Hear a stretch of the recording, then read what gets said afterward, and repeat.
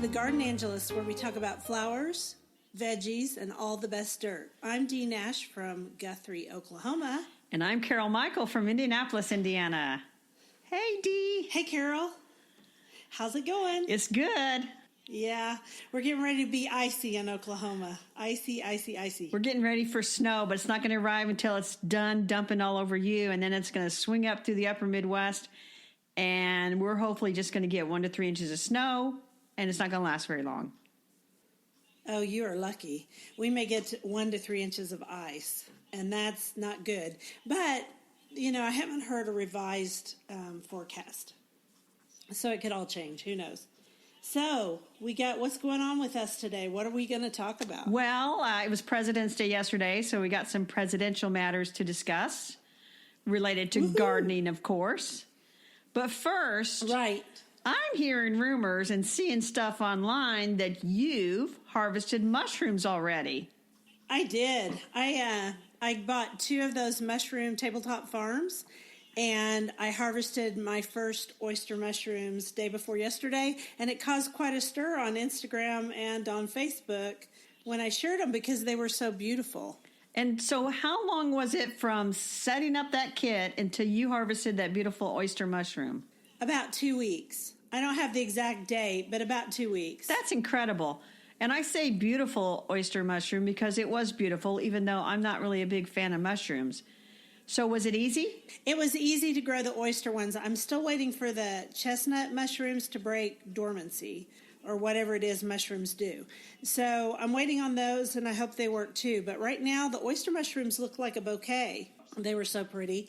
And I cooked them up with a little butter, a little garlic, a little olive oil, salt, pepper, and thyme. And I kind of fried them until they were crisp. You know, I sauteed them, but I made them stick to the pan so they got crisp. They were amazing. My son even thought they were amazing, and he doesn't like mushrooms. So I've got to say, growing your own, once again, is the best. So if you had little kids, and I'm thinking about my niece has a little 4-year-old, and he loves to garden. So would growing oyster mushrooms inside be a good project for kids? I think so, because it's like radishes. It's super fast. You know, literally you mist them every day. You put them on a tabletop or somewhere that can get wet beneath, because they do get a little bit wet underneath, and then all you do is mist them. They're in a bag with these sticks, and the sticks are to keep the bag off of the mushroom compost stuff. And you spray them every day, at least once a day. And mine were growing in 2 weeks, and I'm getting ready to harvest some more because I have more now. Well, I'm going to tell her about that, because I think that would be a great project for kids, because it's something that you do every day that's fairly easy. Mist the mushrooms, and you get a harvest fairly quickly, so they don't lose their attention really quick. And then you might be able to get them to try to eat something that they normally wouldn't eat. All good. It's all good, and I think you could get them to do that. And by the way, in our show notes, we're going to link to the mister I use. It is not a plant mister. It's actually for hair. And I bought it through Amazon, but it's a beauty mister. And when you depress the nozzle, it keeps spraying. It's pretty amazing. It has a very fine mist. And I chose it over a plant mister because it mists better. And I use it on my houseplants too. And then once again, where did you buy your mushroom kits from? I'm glad I have the catalog right here. I bought them from a company called Field and Forest Products, and they have a lot of different options. Mine were the tabletop farms. I mean, you can buy all kinds of things. You can buy spore, and you can do your own inoculation. But this was my first time, so I wasn't going to try all that. They've already done all that for you. Literally, it's like plug and play. The easiest thing I've done in forever. Okay, well, we'll put a link to them in our show notes as well, in case anybody's interested in that. Right, and we got nothing for this. It's not like I paid for the kits. Yes. And they weren't cheap. But I've enjoyed the heck out of it. We've all enjoyed it. My family is used to me growing vegetables and things, but this was a whole new deal, and it actually got my family interested, which is huge, because my family is not that interested in what I do. Very good. All right. Well, let's move right along for our flower topic. And so, in honor of President's Day, we were thinking about flowers that are named after presidents. Mm-hmm. And so, the most common flower named after presidents, it seems, well, is the rose. And I know Right. there's a Mr. Lincoln rose that's a real deep red because it was one of my dad's favorites. And I know there's a John Kennedy that's white. John F. Kennedy. It's a greenish white. And I am sure that there are other lovely roses that are named for presidents that I cannot think of right now. Well, there's one named for President Herbert Hoover. It was a hybrid tea. It's an old one from 1928, believe it or not. He was not a real popular president, but there you go. And there's also some bourbon roses. There's a bourbon rose. There's a hybrid tea named after President Lincoln, but there's also one called Souvenir du President Lincoln, which is a bourbon, and that means it's pink and got a big open rose. And then there's also one that I grow. I've grown both President Kennedy, and I've also grown Abraham Lincoln. But a long time, and I don't have them in my garden anymore. They're hybrid teas, and we can talk about that later. But the Jefferson rose, have you heard of that one? Because I grow that one still. Okay, so the Jefferson rose was found on the side of the road in Jefferson, Texas. So it's really named after Jefferson Road, I'm sure. But when I first got it, I thought it was named after Thomas Jefferson. I would still say it kind of is. But its real name is probably Softee, Softee. It's an old rose that was found again. So that's kind of cool. That is kind of cool. So, yeah. Dee, some of our listeners might not realize that you have a rather extensive collection of roses around your garden. Well, I did. I had over 100, and then rosette disease came and knocked out all but 20. That was 80 roses I lost. And so that was a rough 5 years. But I'm growing roses again. I got rosette disease completely out of my garden. And now I'm growing some more roses. And some lived. That's good. 20 is still like 19 more than me. Okay. I probably have 30 now. Okay, so you have 29 more than me. I have one at the moment that I can think of. Yes. What do you have? I have... Which rose? I have the Proven Winners shrub rose that's called At Last. It's a pretty corally orange color, and the reason I call it At Last is because at last it has a scent, because shrub roses are notoriously scent-free, which, if you're going to grow roses, which are beautiful flowers, if you don't get the scent, what's the point? Well, yeah. I mean, the problem is that scent and rose disease resistance are probably not genetically on the same stream. Right. So if you want disease resistance, it's really hard to find one that's scented, but they're getting there. They've got a few now that have a light tea fragrance. So okay. Yeah. Well, I'm going to ask you 5 questions about your rose growing, and then every couple of shows, I'll ask you 5 more, and by the end of the year, our readers will be experts on roses according to Dee. Roses according to Dee. Yeah, I've grown them a long time. So... my first question is actually that. When did you start growing roses, and what is your favorite? Oh, gosh, what is my favorite? That's a hard question to answer, but I can tell you when I first started growing them. I was 19 years old.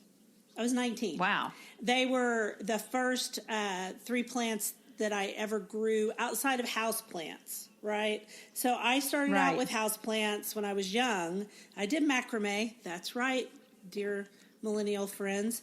You did not create macrame. My mother was really good at macrame, and so was I. And so I loved doing it, and I grew houseplants first. And then I grew roses next. So the first, I can tell you what they even were. You want to hear what they were? I do. Okay, I got them at Walmart. That's no lie. You know those bag roses at Walmart? Which, by the way, don't buy those. They're terrible. But at the time, I didn't know that. So I bought 3 roses. One was a hybrid tea called Double Delight, which is beautiful. It's red and white, and it's really not easy to grow. And then there was Tiffany, and Tiffany was also a hybrid tea, a very famous hybrid tea, also not that easy to grow. And then the other one was Queen Elizabeth, which was a grandiflora. Now, I didn't know any of this back then, but it was a grandiflora, and actually I grew Queen Elizabeth for years and years. So I got started when I was 19 years old, and I lived in a mobile home, and I had 3 rose bushes in the ground. Very good. And here's a bit of trivia for you. I actually remember when Double Delight came out, and I think it came out the spring that I graduated from high school, because I remember getting the catalog and thinking, oh, I really like that, in 1977. It's one of the prettiest roses that they ever created. Not very disease resistant, but beautiful. So you talked about the Double Delight is obviously a hybrid tea, and Queen Elizabeth is a Floribunda. No, Grandiflora. It's a Grandiflora. In fact, they created that class just for Queen Elizabeth. But go ahead. So there are all different types of roses, and I'm clearly not a rose expert. My dad just basically grew hybrid teas, and I grow a few shrub roses, as in my history of them is I plant them, I decide that I don't like them anymore, I dig them out, and then something comes along and, oh, I'll try that one. So I'm basically growing one at a time, and then not exactly as annuals, but until I get tired of them. So tell us about types of roses you can grow. Okay, there are so many different types of roses out there. It would take a whole show just to discuss that. But, of course, there's the hybrid tea class, and it's called that because it was created from the tea rose class. That's where it came from, is a hybrid tea. There is the shrub rose, which is also called the modern garden rose. There are English roses, which are David Austin roses, bourbon roses, and there's polyanthas, noisettes. Oh, there's so many different kinds. But I do have a little bit of trivia about one class of rose that's interesting. Tell us about it. Okay. The noisette rose class is the only rose class that was created in the United States. And so it's a very special class that is near and dear to my heart. You would have trouble growing it because it tends to only be hardy to probably zone 6. And so aren't you zone 5? Well, I've been reclassed to zone 6 when they redid the map several years ago. So it would be right in there. It might make it. It'd be right on the cusp. It might be root hardy. Yeah, it might be root hardy. Which most of the noisettes are on their own roots. They are not, what's the word I'm trying to think of? Where they're put together. They're on their own roots instead of being grafted. Thank you. I could not think of the word. So you might actually be able to grow them, but they were developed, I want to say down in South Carolina by a doctor, but listeners, don't hold me to that because I could be wrong. I know it was a doctor. It was South Carolina or North Carolina. Anyway, wonderful class of roses, and they tend to be in the yellow and ivory color range. Interesting. And interesting that it's a French-sounding name, noisette, even though it was American bred. Interesting. Yeah, he bred them from a French rose, and I think that's why it's called. It maybe they're named after him. I don't know. I didn't do any research for this episode. This is all surprises. No, well, we keep it real. We keep it real. Keeping it real. So I know that Rose Rosette was a big devastation, obviously, to lose 4/5 or more of your roses to this disease had to be heartbreaking. So tell us a little bit about that, and I think what we'll do is you've written about this on your blog, and we're going to link to that post so people can read more about it.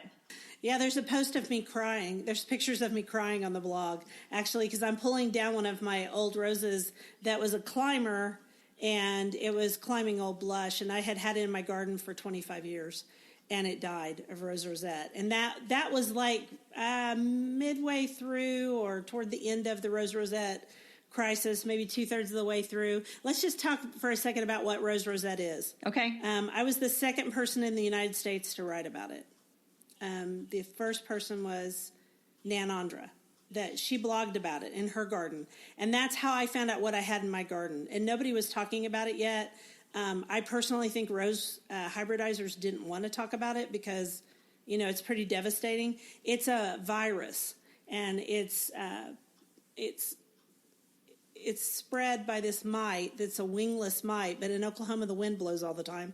So it comes off of a rose. Originally, the virus is in a rose called Rosa multiflora that was brought over from Japan, and that rose was used as hedgerows back east. Yes. You know. Oh, yeah, we've got it everywhere. Hedgerows, right? So, because it's a thorny rose.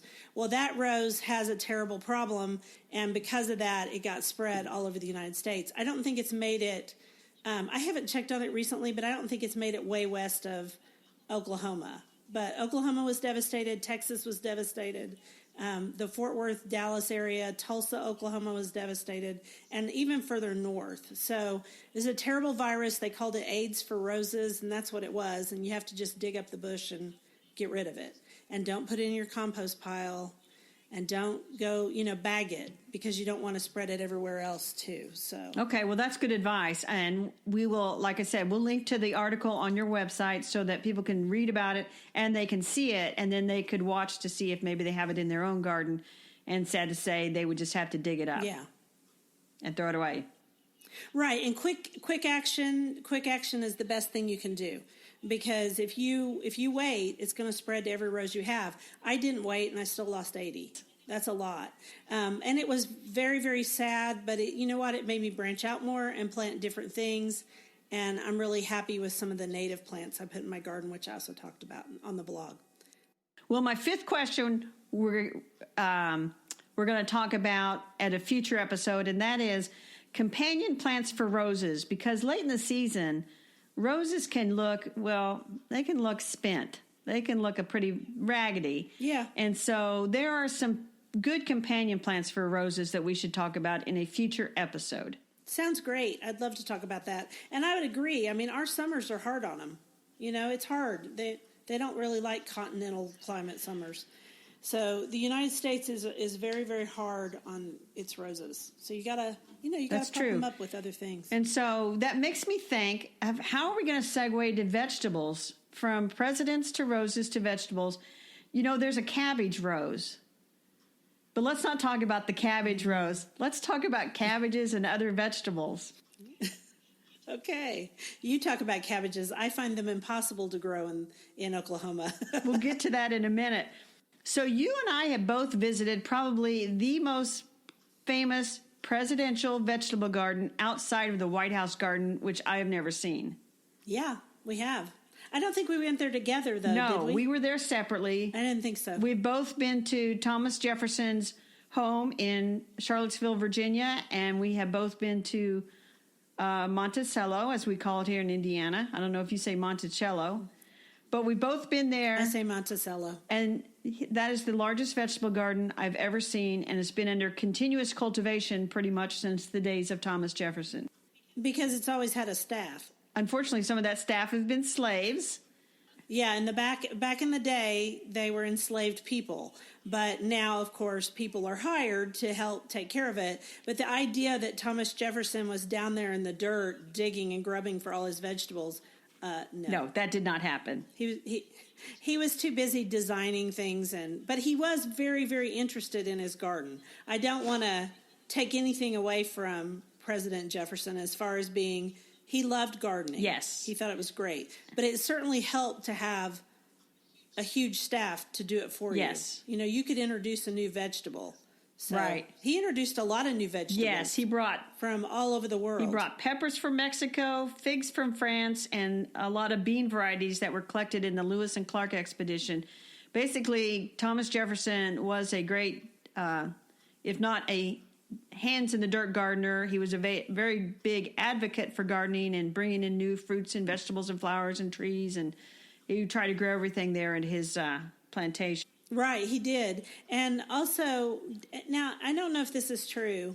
Did he popularize eating of tomatoes? Is that a rumor, or is that the truth? I have no idea on that, Dee. Now you caught me by surprise. I think I read that somewhere, that he, people knew about tomatoes, but because they are a nightshade, like potatoes and some of our other veggies, people were afraid to eat them.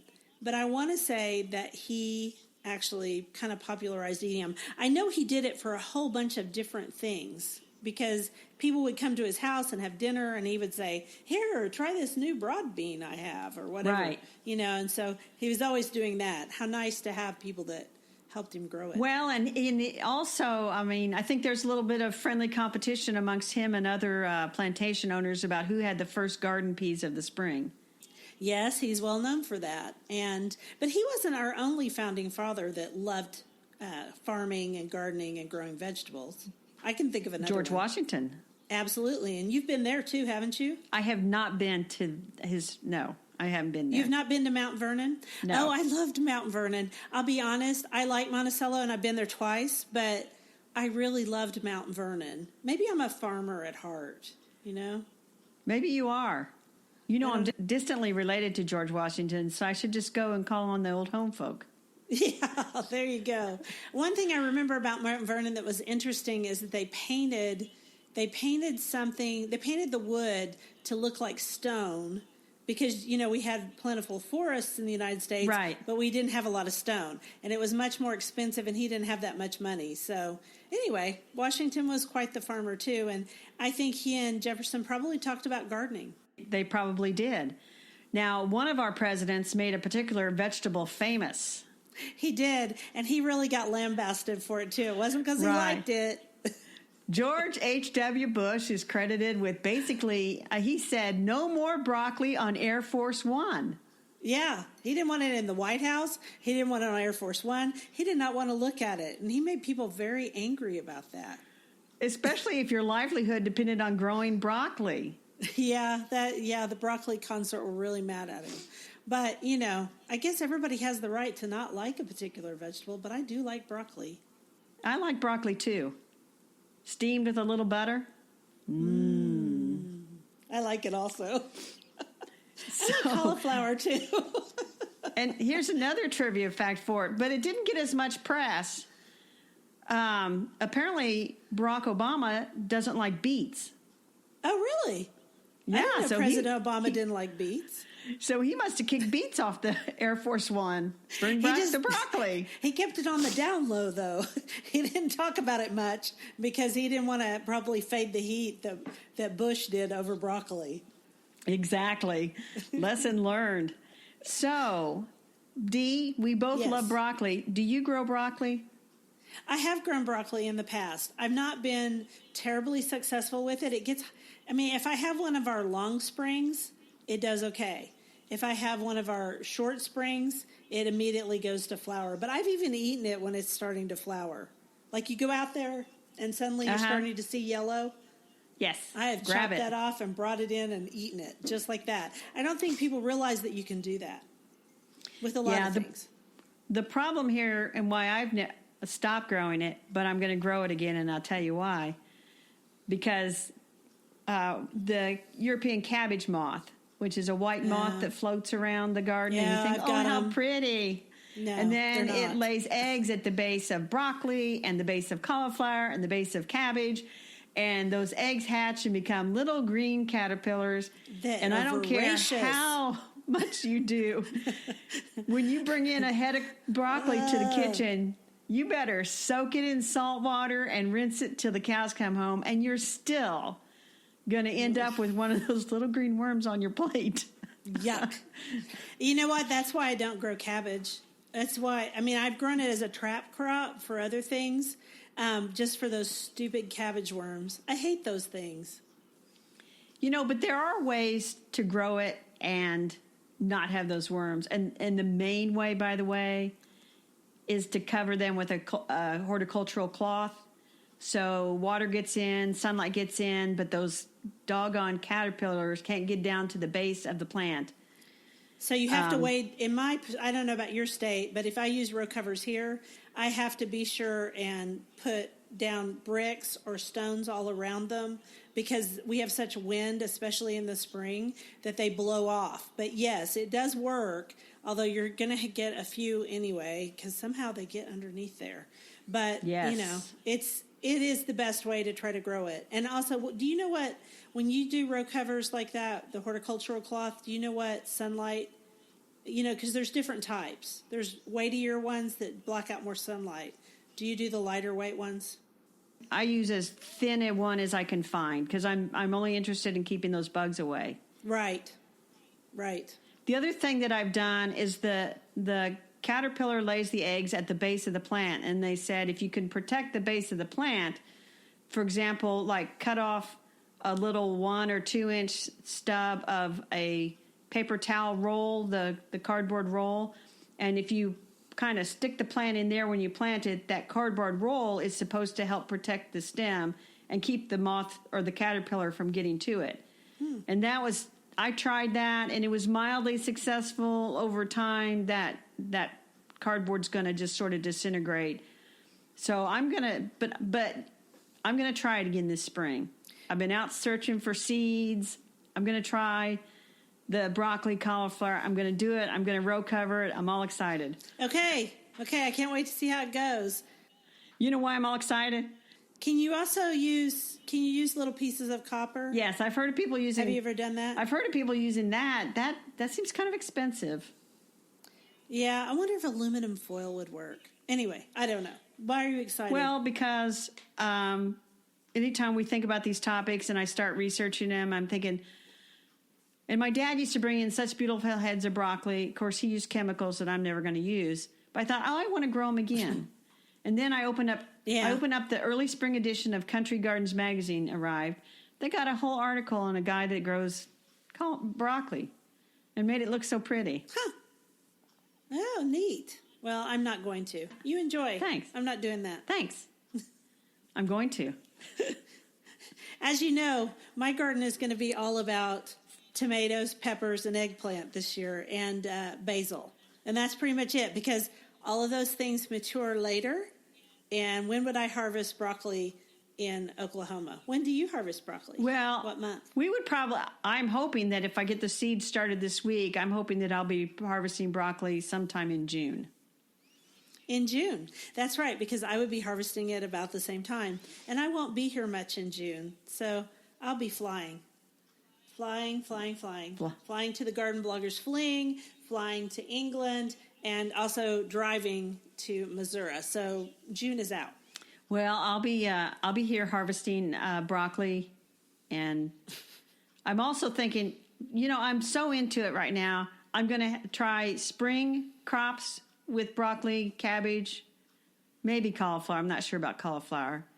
And then it's harder. Then in looking at some of the varieties, like there was a variety called Happy Rich broccoli that was mentioned in the magazine article. But when I looked it up online, a lot of people didn't get it to form any broccoli heads. It was just all leaves. But they said if you fall planted it and you got it to overwinter, it actually forms them in the spring. And so I'm just like thinking, maybe I'll do something really crazy, like try to overwinter broccoli in Indiana. Okay, that's just some cray-cray talk there. But, whatever you want to do. Don't. Why are you making your life so hard? I don't. Remember, we're lazy. We're lazy. I know, but I want to try it. Okay, well, I will not rain on your parade. That's right. I'll ship you some broccoli after I harvest. Oh, I'd love to have some broccoli. I see you drinking out of a mug that I'd like to have. Yes. Should you tell our listeners about your delightful mug? Well, I got a delightful mug here, and it just happens to have the logo for the Gardengelists podcast on it. Imagine that.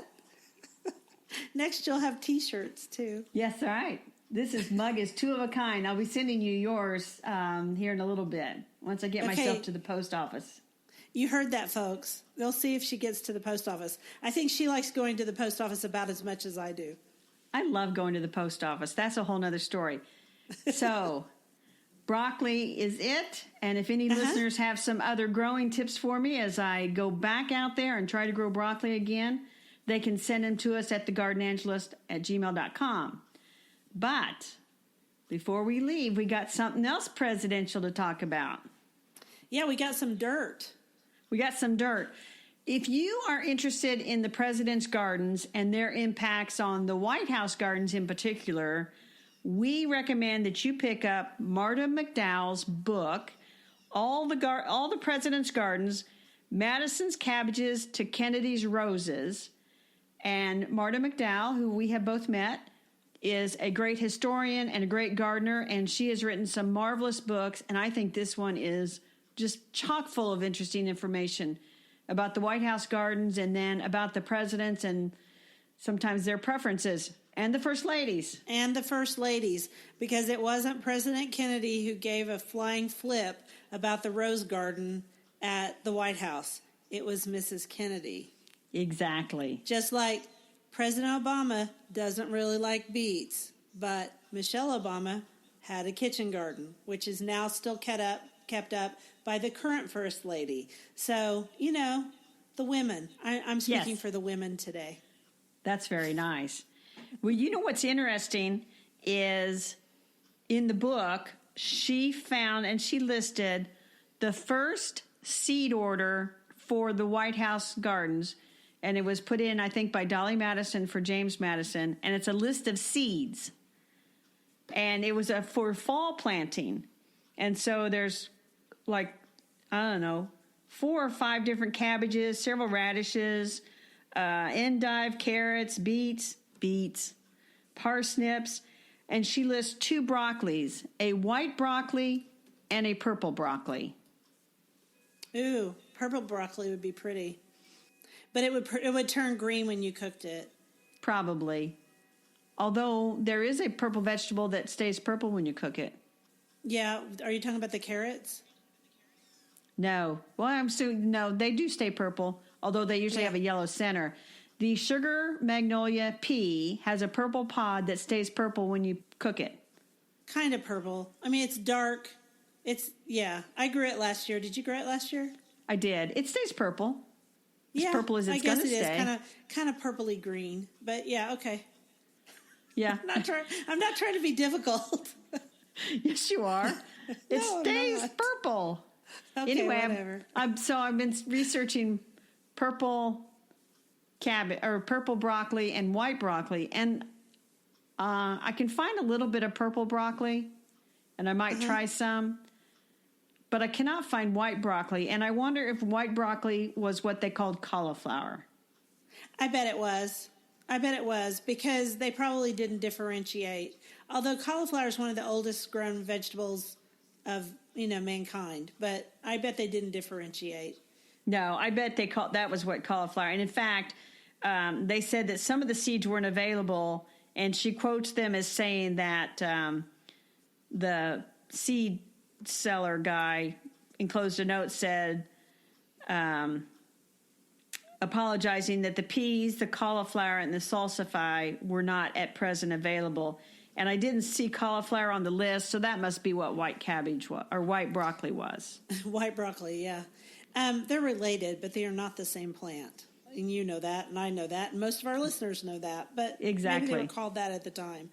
That could be. This list is from 1809. So it's over 200 years old. Yeah, it's an old one.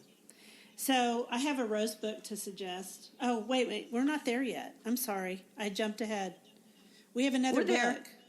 Well, we were going to talk about Founding Gardeners. Yes, Founding Gardeners is also a great book. Yeah, it talks about our founding fathers and how they shaped the American nation. So it's the Founding Gardeners, the Revolutionary Generation, Nature, and the Shaping of the American Nation by Andrea Wolf. And I like her books, too. They're really good books. Yes. And for those people that are in the Indianapolis area, Andrea Wolf is coming to speak at Newfields. I believe it's on Sunday, May the 9th. And there's going to be, I think, a tea or a luncheon. And then she has a talk that's free and open to the public. And it would be well worth going. And I will be there with a stack of her books for her to sign. Wow. I so wish I could go to that. Really Come on out to Indiana. Oh, I'll just jump right up there, because I love Indiana this time of year. It will be May. It won't be this time of year. I'll be honest. I like Oklahoma in May. I would not leave because that's when my roses are blooming. Yay. Girl. So what book are you going to recommend about roses? Okay, so I grow my roses pretty much organically. And I say pretty much because when you get roses, unless you order from an organic nursery, they're not going to be completely organic, right? So there's usually some fertilizer in there, and I'm sure that they've been sprayed at the nurseries. But from the time they reach my house, they don't get sprayed because I don't do that anymore. Haven't done it in about 30 years, 25. And then on top of that, everything I feed them is pretty much organic. So the the book I'm going to recommend is kind of a obscure one, sort of. Liz Druitt probably doesn't think so because she wrote it. But it's called The Organic Rose Garden. And it's one of my favorite books. And it's not a brand new one. And you can buy it used for really good prices, like from $2.50 online. And it's just The Organic Rose Garden by Liz Druitt. And she gives you some ideas on how to grow roses organically, which isn't as hard as people think it is. You want to know the top tip? What's the top tip for rose growing? The top tip for rose growing organically: buy disease-resistant roses. All righty. Duh. Okay. I mean, truly, that sounds simple, but they're kind of hard to find. You have to kind of search for them. So I talk about that a lot on my blog. In fact, I'll probably write another post about it. Anyway, that's my tip. Okay. Well, Dee, that's all we have for today. I have really enjoyed talking with you about gardening today. Me too. It was fun. I'm sort of getting the itch, man. I cannot wait. Yeah. Oh, me too. So, as per usual, our listeners can email us questions at thegardengelists@gmail.com. We'll put that address in our show notes. We are on Instagram, we are on Facebook, and we are on Twitter as The Gardengelists, and so people can reach out to us there as well. We usually drop our latest episodes on Tuesday nights late, and we are weekly. If you subscribe on iTunes, give us a thumbs up if you can, a 5-star rating. We'll just ask for it. Give us a 5-star rating. The more ratings we get, the higher up we go in search rankings and things like that. More people listen to The Gardengelists. Yay. And that's all exciting. Hey, didn't you get us on somewhere new this week? We are now on Google Play. That's right. We're on Google Play. So you can also listen to us there if you have an Android phone. Anyway, we're so glad you came and visited with us over the Garden Gate today. Have a beautiful afternoon. Bye. Bye.